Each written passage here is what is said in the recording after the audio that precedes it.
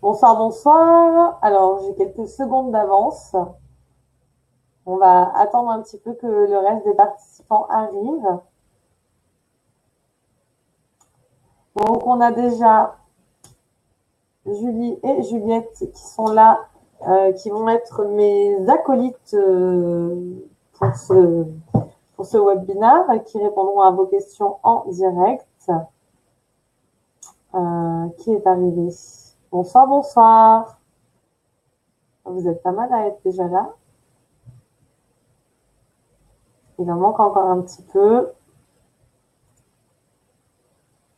Voilà, vous m'entendez bien, vous me voyez bien, tout est OK.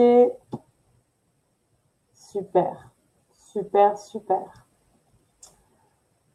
N'hésitez pas à vous présenter, hein, chers parents, chers amis qui êtes déjà là. Bonsoir Tiffany.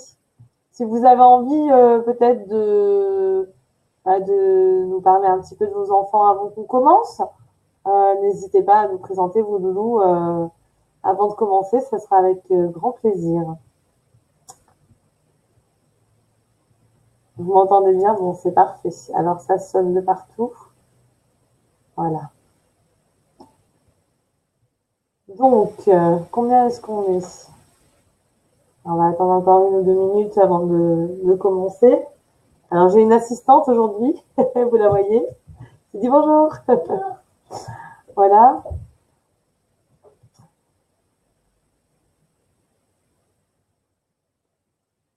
Ah, merci Juliette. D'ailleurs, Juliette et Julie, vous connaissez, vous vous êtes vus à Paris avant la formation Crédit Agricole, au passage. Voilà. Bon, ah, ça y est. Voilà, alors, Julie, donc elle est la trésorière, comme elle le dit, la trésorière adjointe, mais aussi la responsable de tous les CH de France, et je sais que maintenant il y en a beaucoup. Et Juliette est maman d'un jeune homme en situation de handicap, donc connaît bien exactement ce par quoi on passe lorsqu'on est parent. Voilà. Alors, voilà, Émile, c'est un Nice, exactement. Alors, vous voyez ma fille, repassez derrière lui. Bon, alors, bah, écoutez, on va pas tarder à commencer. Et éventuellement, les personnes qui arrivent ensuite pourront voir le replay éventuellement. Bonsoir Stéphanie, maman de Théo. Oh, je suis heureuse de savoir que vous êtes parmi nous. Bon, eh bien, il y a une vingtaine de personnes qui ne sont pas arrivées. Et on ne peut pas se permettre de prendre non plus trop de retard. Bon, alors on va commencer. Bonsoir Cindy. Alors, on est là, enchantée. Donc, comment ça va se passer?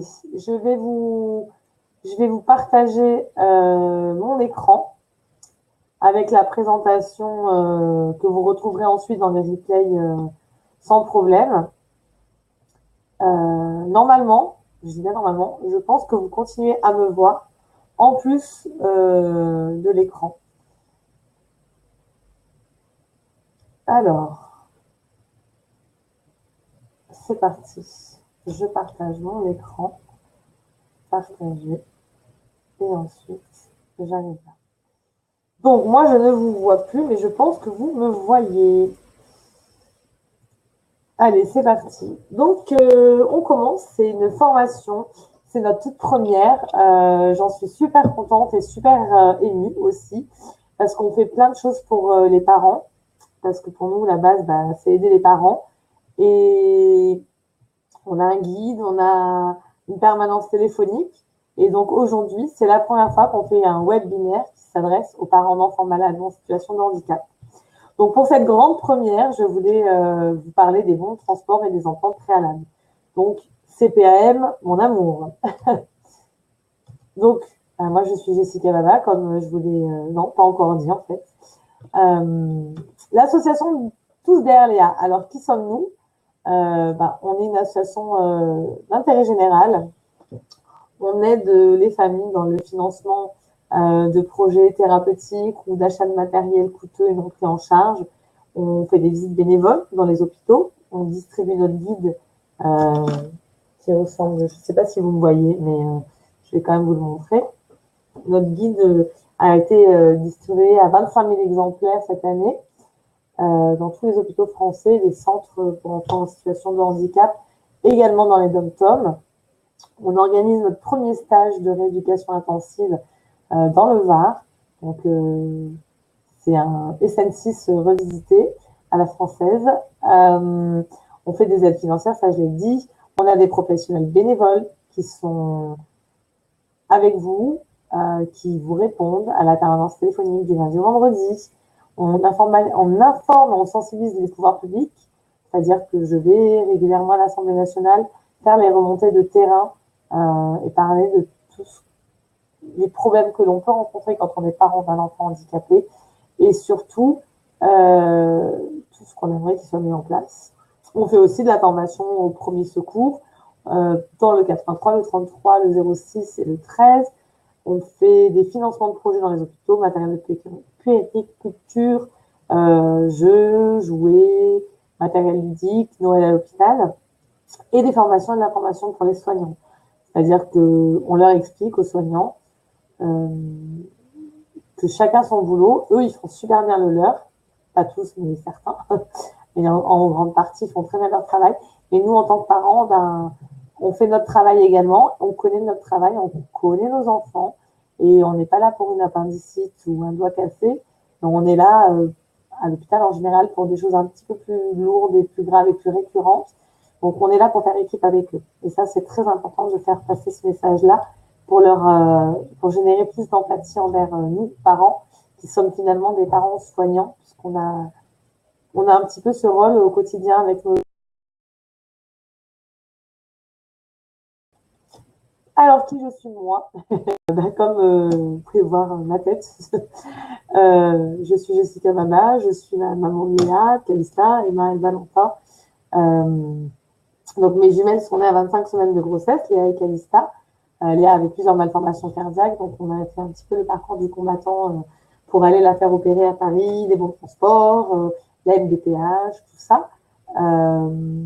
Puis Léa est décédée au mois d'août 2015, laissant en héritage sa jolie association, qui fait qu'on continue de se battre encore et toujours aujourd'hui pour aider les familles.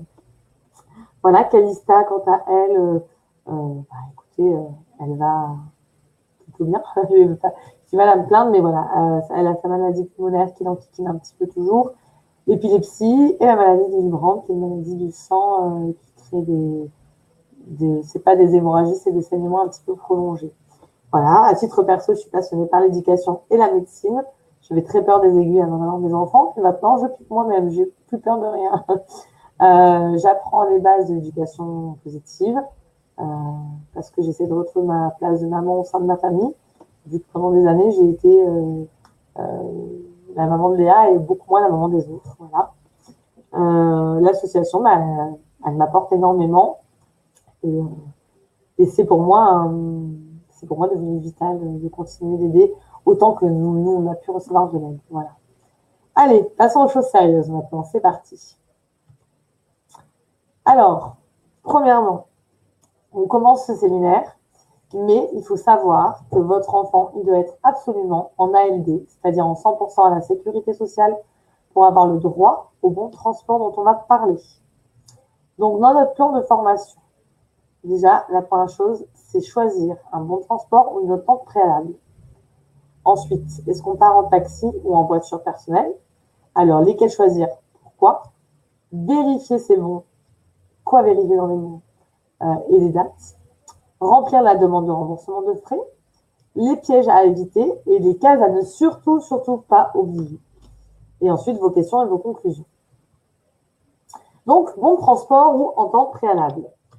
Un bon transport, Alors, il y a des personnes qui disent bon transport, c'est pas joli. Maintenant, ça s'appelle prescription médicale de transport, mais avant, ça s'appelait bon transport. Et c'est vrai que c'est resté dans le langage courant. Donc, la prescription médicale de transport, elle est faite pour les trajets de moins de 150 km aller-retour. C'est-à-dire que si vous allez, comme pour ma fille par exemple, à Lanval, à Nice, je fais 72 km et demi aller, 72 km et demi retour, ça fait 145 km. J'utilise un bon de transport. En revanche, si je vais à l'hôpital plus loin, par exemple à Monaco, donc ça fait 100, je crois que c'est 100 km, aller 100 km retour, il faut faire une demande d'entente préalable. On va rentrer un petit peu dans le détail. La demande d'entente préalable, c'est pour les transports. Donc, si vous dépassez 150 km, si vous faites aussi des transports en série, souvent c'est par entente préalable. C'est pas souvent, ça se fait par entente préalable. Donc, l'entente préalable, vous devez l'envoyer 15 jours avant la date du trajet. Par exemple, vous partez le 1er mai, il faut qu'elle soit dans les mains de la sécurité sociale le 14 avril. C'est pour vous donner un ordre d'idée. En revanche, si dans les 15 jours qui suivent le dépôt de l'entente préalable, vous n'avez pas de retour, c'est que c'est considéré comme accepté. Après, entre-temps, ils peuvent vous renvoyer dans les 15 jours un refus de prise en charge, par exemple. Admettons que vous mettiez une prise en charge pour aller aux États-Unis. Bon, à mon avis, dans les 3 jours, vous avez une réponse négative qui revient en catastrophe.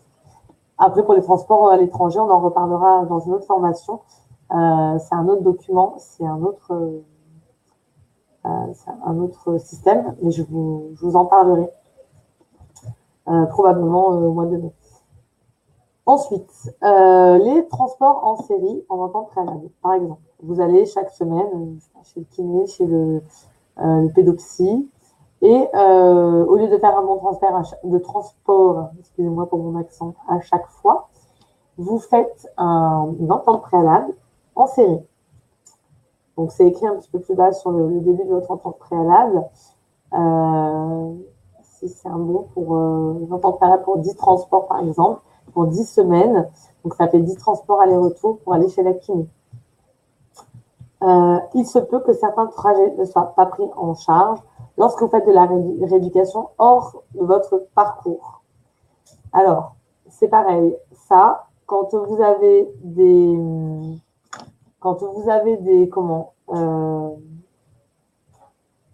des CAMS, par exemple, pour vous donner une idée, vous pouvez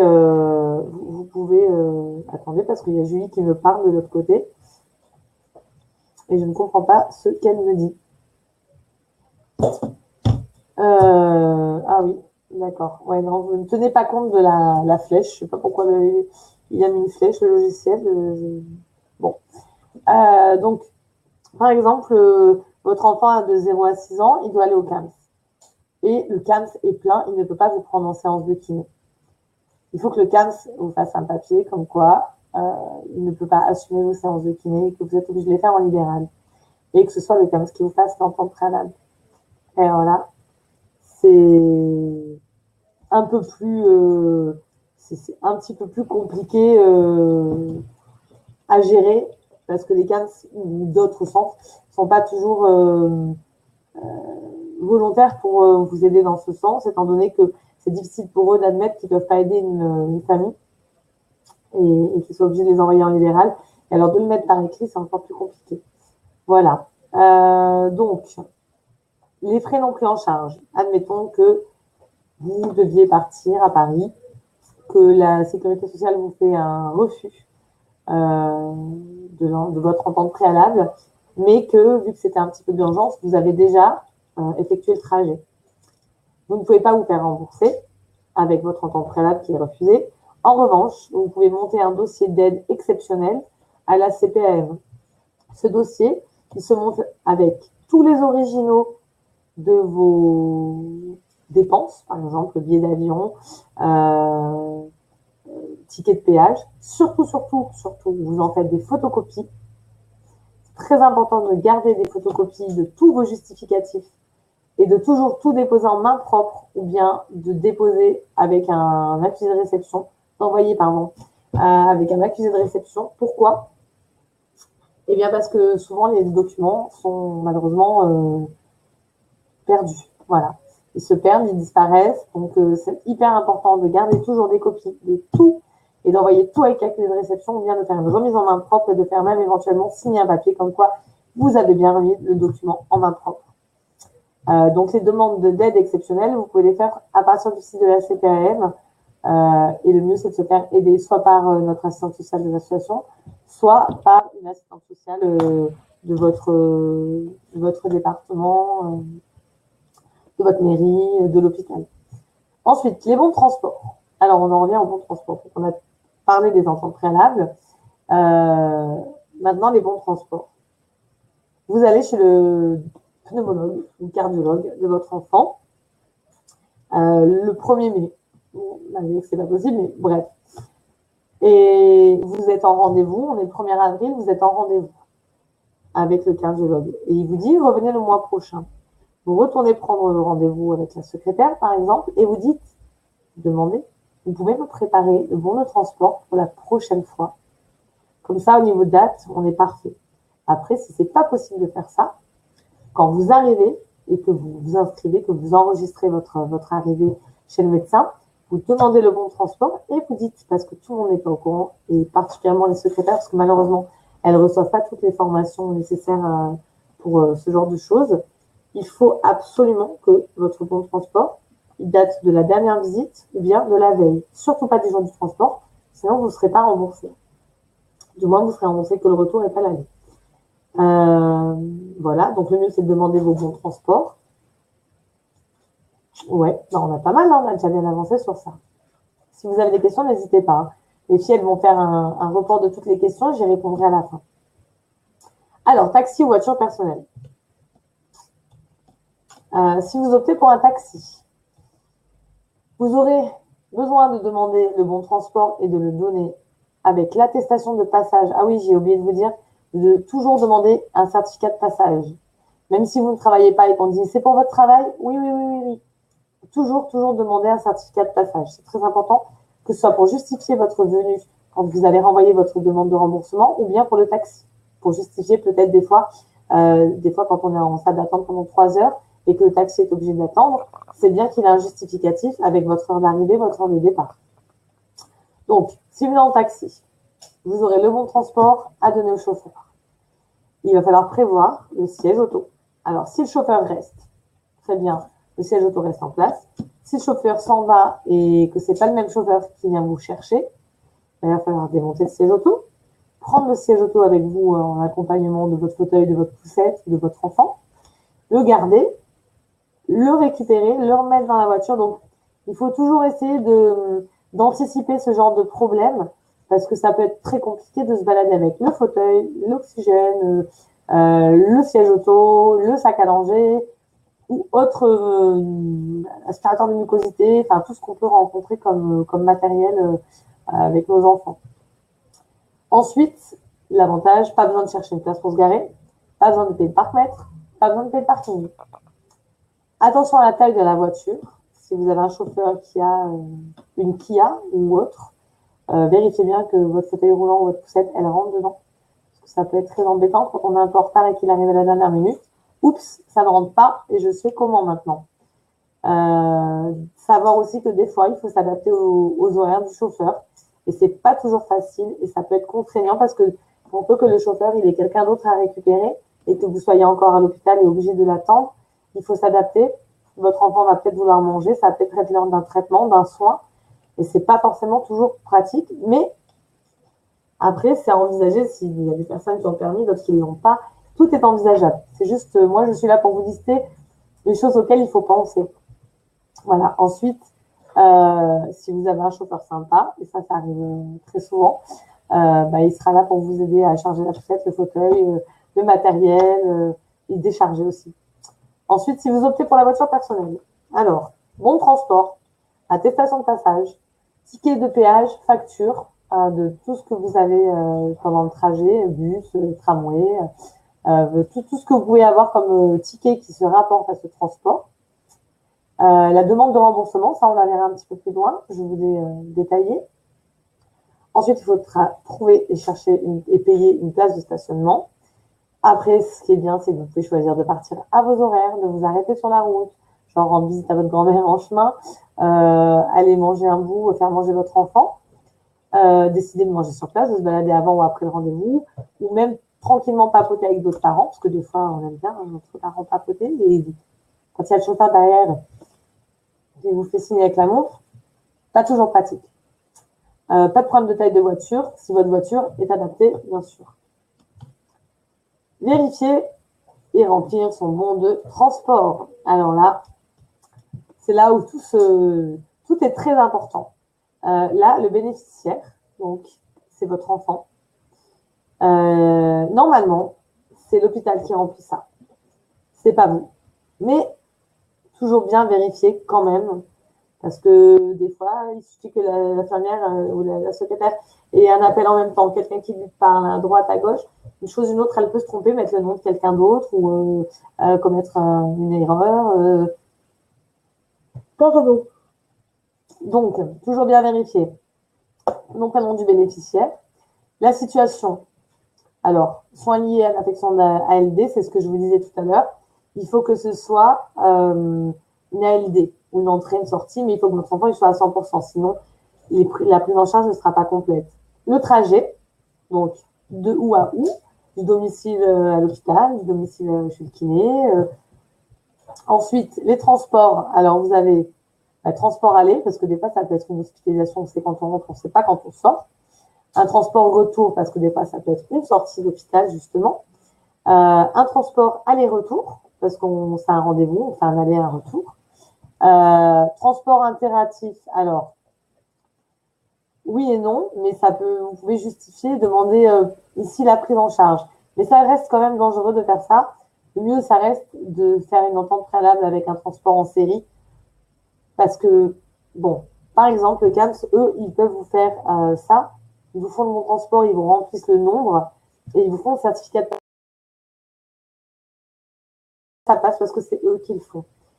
Demande, bon, il y a des fois où ça passe pas forcément. Après, ce qu'il faut savoir, c'est que d'une CPAM à une autre CPAM, des fois, les choses changent, ce qui n'est absolument pas logique, je vous l'accorde. Malheureusement, on ne peut pas, enfin, pour l'instant, on ne peut pas remédier à ça. On y travaille beaucoup. Ensuite, prise en charge. Prise en charge à 100%, oui ou non. Mais là, en l'occurrence, c'est oui. Le mode de transport. Alors, là, c'est coché VSL taxi, pardon. C'est quand vous décidez de venir en VSL. Si vous venez en voiture personnelle, il faut le préciser et cocher cette case ici. Après, dans le cas de la santé, l'état de santé nécessite une personne accompagnante. De toute façon, avec un enfant, c'est toujours oui, on ne laisse pas nos enfants partir tout seuls. C'est juste pas possible. Après, vous pouvez faire une demande pour une ambulance, par exemple, si votre enfant a besoin d'oxygène. Nous, par exemple, Léa, elle avait besoin d'oxygène et j'allais en voiture personnelle des fois ou en taxi. Et en vrai, il aurait fallu y aller en ambulance parce que c'était plus sécurisant d'y aller avec une ambulance et du matériel qui ne valdinguait pas un petit peu dans le coffre. Bon. Attention, la date du bon de transport ne doit pas être celle du transport. C'est hyper, hyper, hyper important. Ensuite, vous devez avoir la nature de l'examen, éléments d'ordre médical, je ne sais pas, contrôle cardiologie, contrôle pneumo, contrôle ou séance de rééducation. Ensuite, je ne sais pas si vous voyez la souris. Ouh. Je m'excuse, c'est encore une longue journée pour moi. Vous avez la date, le lieu, le cachet du médecin et la signature. Vérifiez qu'il a bien cacheté et signé les 2 exemplaires parce que des fois, ça passe pas et ensuite, ça peut être un problème au moment du remboursement. Demande d'encore préalable. Alors, l'entente préalable, on en revient toujours à la même chose. nom, prénom. Alors déjà, transport de plus de 150 km ou transport en série. Pardon. Ou transport par bateau ou avion, comme je vous disais tout à l'heure, si vous décidez d'aller en Amérique ou aller Nice-Paris, c'est un temps préalable qu'il va falloir. Donc, nom, prénom du bénéficiaire. On est pareil que tout à l'heure. Je m'excuse, hein, vraiment. Je baille, je ne fais que bailler. Là, c'est pareil que tout à l'heure. Donc, si votre enfant est en ALD, en hospitalisation, soins liés à une affection de longue durée, accident, pardon, là, c'est accident, ça ne vous concerne pas à vous, parce que la maladie professionnelle à l'âge de vos enfants, c'est pas possible. Le trajet, le nombre de transports, transport aller, transport retour, transport aller-retour, transport en série. Si oui, indiquez le nombre. Admettons que vous ayez 8 trajets à faire, ben vous mettez le médecin, mais 8 ou la secrétaire. Ensuite, est-ce que c'est pris en charge à 100%? Oui ou non? Les modes de transport, donc toujours pareil que tout à l'heure, hein, VSL, voiture personnelle, avion, train. Ensuite, éléments d'ordre médical, commentaires éventuels, date, signature et cachet du médecin. Toujours vérifier la date, le cachet et la signature, que tout soit bien apparent. Ensuite, vous avez vu en dessous, vous avez un retour avec accord préalable, avis médical. Et là, normalement, on vous renvoie ce bon de transport. Quoi qu'il en soit, mon conseil, c'est de photocopier vos bons de transport, photocopier vos demandes en temps préalable et de les garder précieusement. Vraiment, c'est très important de garder des photocopies de tout. Je sais que ça peut être pénible, je sais que c'est pas pratique, mais c'est vraiment nécessaire. Pourquoi? Par exemple, vous avez un trajet de plus de 150 km à faire pour aller, comme d'ici, de nuit Monaco, et aller, on va dire, 200 km. Ils ne m'ont pas renvoyé mon montant préalable. Ça fait plus de 15 jours, donc je sais que c'est accepté. Qu'est-ce que je donne au taxi si je n'ai rien et que je dis j'ai envoyé un temps préalable, ils m'ont rien renvoyé? Le taxi va me dire oui, madame, vous êtes gentille, mais moi, j'ai besoin d'avoir une preuve comme quoi vous avez une prescription. Donc, je sors ma photocopie. Ah, voilà la photocopie de mon entente préalable. Voilà la date à laquelle je l'ai envoyée. Là, voilà, vous l'avez. Donc, lui, ensuite, il peut se faire payer avec la photocopie. Ensuite, donc, quand vous prenez votre voiture personnelle, sur le site amélie.fr ou sur Google, ou bien bientôt en ligne sur l'espace parent de notre site internet asso-lea.org, vous allez trouver donc ce CERFA, le 111 62 étoile 03, qui est le CERFA actuel pour faire les demandes de remboursement de frais. Attention à bien remplir la demande, à bien donner tous vos justificatifs et surtout à bien faire des photocopies et tout garder en copie et en double dans un dossier. Nom et prénom, nom et prénom de votre enfant, la personne transportée.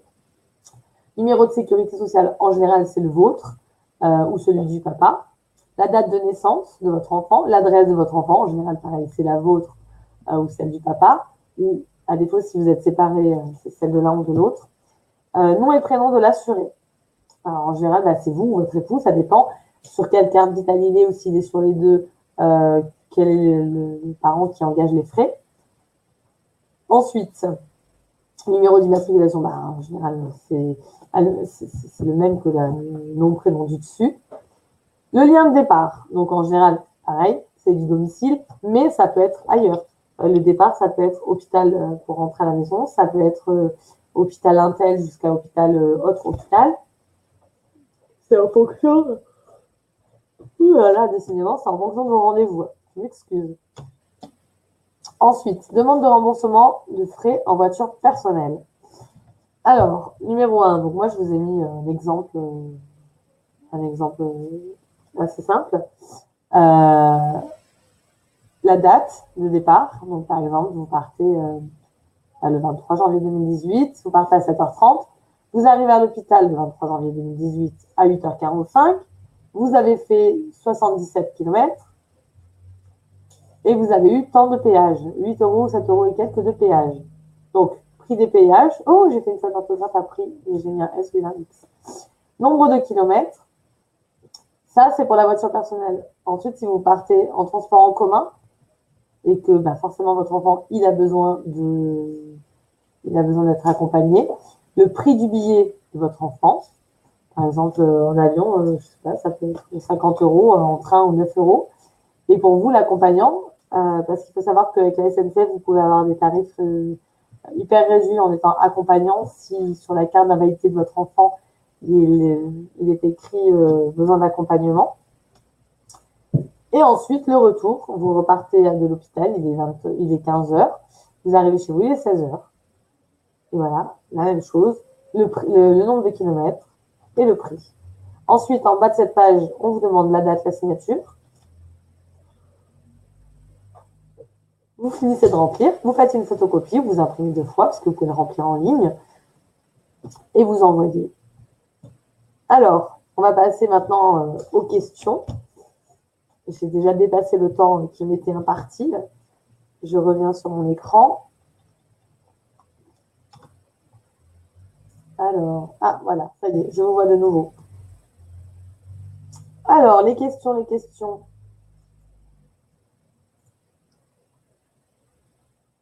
Allô, allô, il y a encore du monde? Je vois je vois rien de... Ah mince, je ne vois plus rien. Vous êtes toujours là? Est-ce que j'ai fait mon webinaire toute seule depuis tout à l'heure? Qui est là? Qui n'est plus là?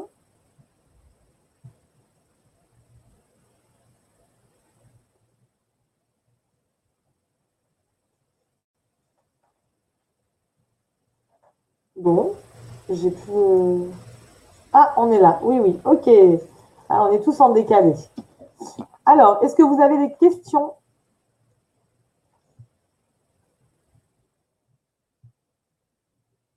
Y a-t-il des questions?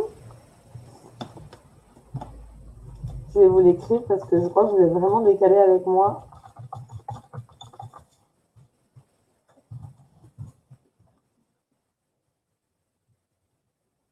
Alors, si vous avez des questions, n'hésitez pas. Je suis là pour y répondre autant que possible. Ah voilà, super. Allez-y, Cindy, tapez la question, mais on n'est pas pressé. Vous aurez en ligne à la fin du séminaire, vous aurez le replay de cette formation en ligne. Et puis surtout, sachez que vous aurez aussi en ligne le CERFA pour les bons de transport. Alors, le sondage. Moi, je ne peux pas y répondre, c'est moi qui l'ai fait. D'ailleurs, dans le sondage, Julie, si tu peux ajouter aussi au niveau des horaires, est-ce que ça convient au niveau des horaires? Est-ce que ça convient au niveau de la plateforme? J'attends la question de Cindy. Je suis un peu en décalé, je crois. Le réseau n'est pas super. Je crois même qu'on a perdu Juliette.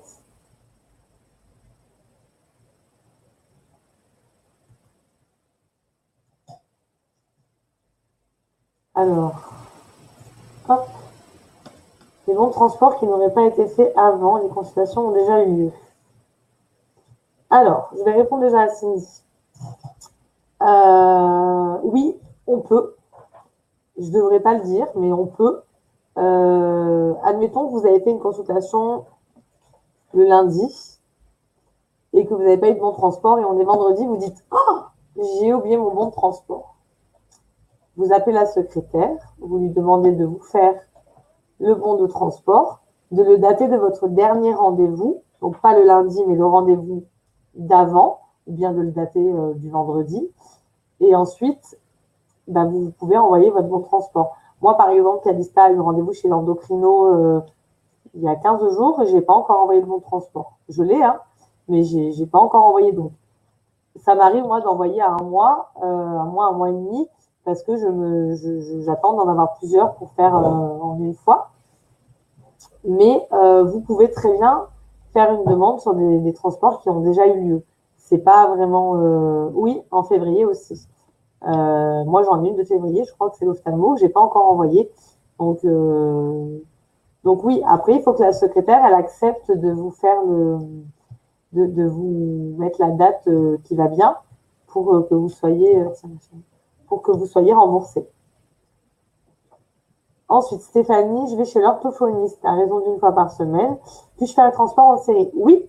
Alors, votre médecin traitant ou le pédiatre ou le médecin du CAMS ou du centre du CNP, enfin, ça dépend où est suivi votre enfant, vous fait une entente préalable pour un transport en série. Par exemple, il peut en faire, je sais pas, 10, ça vous fait 10 semaines. Et ensuite, vous appelez un taxi ou vous y allez en voiture personnelle, vous faites rembourser. Par contre, pensez à demander à votre orthophoniste de vous donner le certificat de passage. Voilà, ça c'est super important. Alors, est-ce qu'il y a d'autres questions? Donc, Cindy, j'ai répondu. Stéphanie, j'ai répondu, je pense. Et Cindy, oui, c'est faisable. Hein. Les consultations ont eu lieu. C'est pas réglementaire, pour ainsi dire. C'est pas quelque chose que je suis censée vous dire, mais c'est quelque chose qui m'est déjà arrivé de faire parce que des fois, j'ai un peu oublié de faire la demande parce qu'il y avait un soin, il y avait quelque chose. Et j'ai appelé ensuite et elle me les a envoyés. Tous les intervenants. Alors, orthoptiste, pédopsychologue, certains Marseille. Si c'est prescrit par un médecin, ben oui. Si votre enfant il est à 100% au niveau oculaire, qu'il a un problème de vue, ou qu'il a un problème neurocognitif qui nécessite le travail d'une orthoptiste, et que votre ophtalmo ou votre pédiatre vous prescrit le trajet, oui, ça va être pris en charge. Pédopsychologue, c'est pareil, si c'est prescrit. Alors, le pédopsychologue, ça peut être prescrit par un pédopsychiatre, ou par un psychiatre, ou par un médecin traitant. Voilà. Ce sont des consultations en convention entre le CESAD et l'orthophonie. Alors, si c'est le CESAD, c'est au CESAD de faire, de prendre en charge les bons de transport et les trajets. Je m'explique. Par exemple, votre enfant, il est à l'école, il a besoin d'aller chez l'orthophoniste, mais il est pris en charge par le CESAD. Donc, normalement, ils sont censés envoyer une voiture qui s'occupe du trajet jusque chez l'orthophoniste. Après, si ça, c'est pas pris en charge, vous pouvez demander au CESAD si vous effectuez vous-même les trajets. Vous pouvez demander au CESAD, au médecin du CESAD, qui vous fasse un bon transport, une demande d'entente préalable pour un transport en série. Est-ce qu'il y a d'autres questions? Je vous en prie, Stéphanie, avec plaisir. Je suis là pour ça. N'oubliez pas qu'on a aussi une permanence téléphonique. Hein. On a une psychologue qui répond aux parents tous les mardis. On a une diététicienne aussi qui répond le mercredi soir. On a une centre social. On a beaucoup de personnel bénévole qui est là pour prendre soin de vous.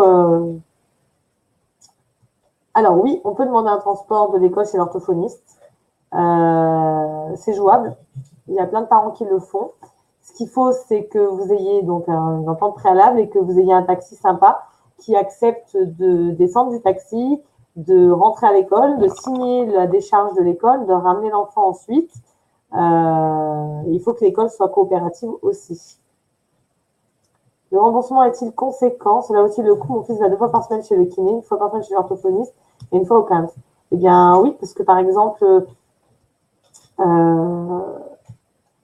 si vous faites 4 déplacements par semaine, ça dépend du nombre de kilomètres en fait que vous faites.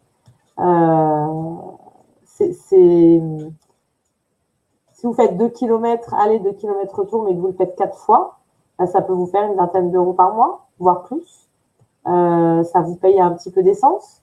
Donc c'est toujours, ça peut toujours être intéressant pour vous aider à financer ces trajets-là, parce que c'est vraiment le but. Ensuite, Cindy, impossible de passer par le pédiatre et non par le CESAD dans le cas de la convention.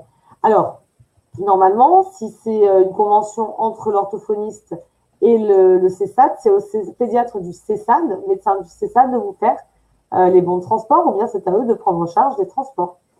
Ça, c'est dans le monde des bisounours.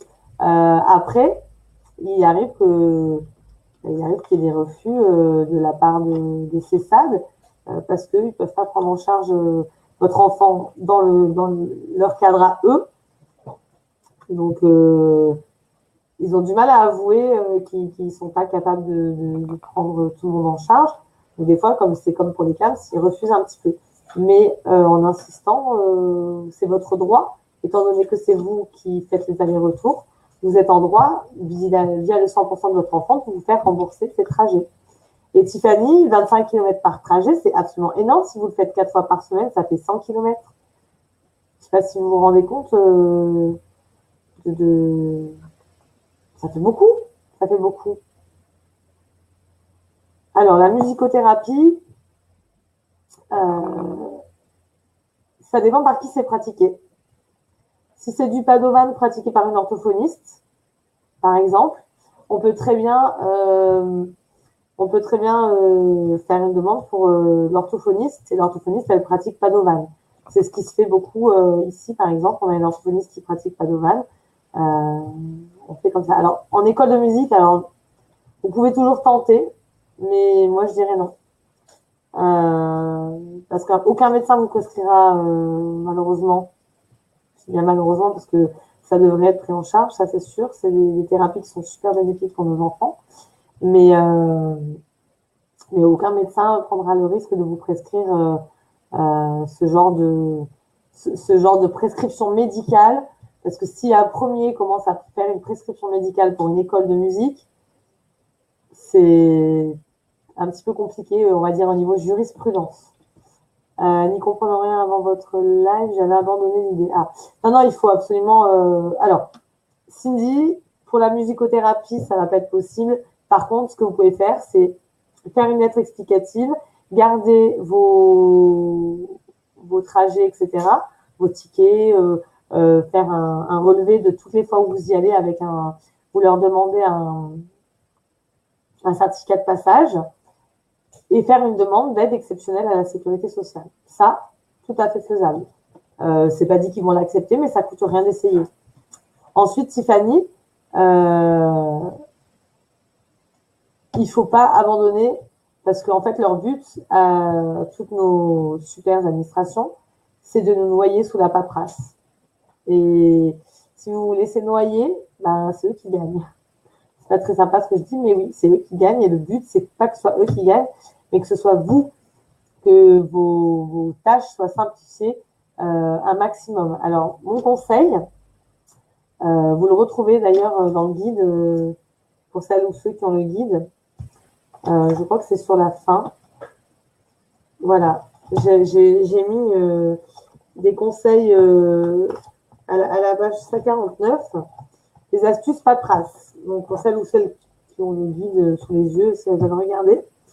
Moi, je remplis mon bon de transport sur l'ordinateur et je mets tout dedans, numéro de sécurité, pas mon bon de transport, pardon, ma demande de remboursement de frais en voiture personnelle.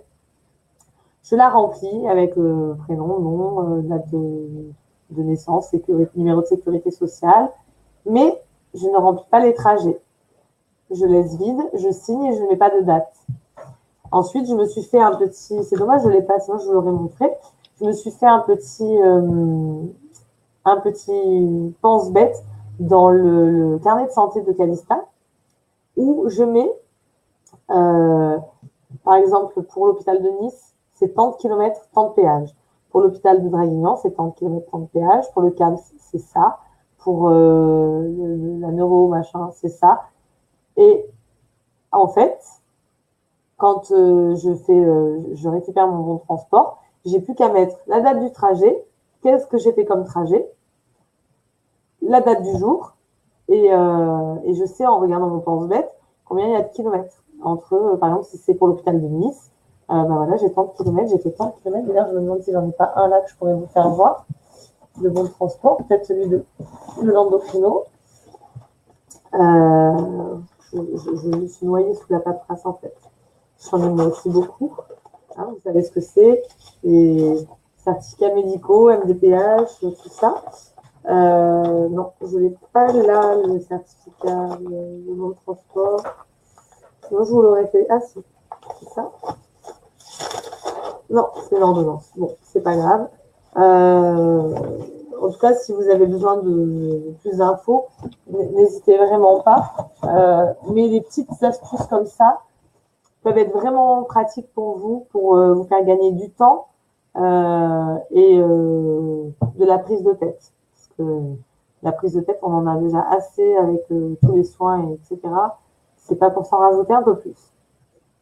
Voilà, j'espère que ce webinaire vous aura plu. C'était le premier d'une autre série.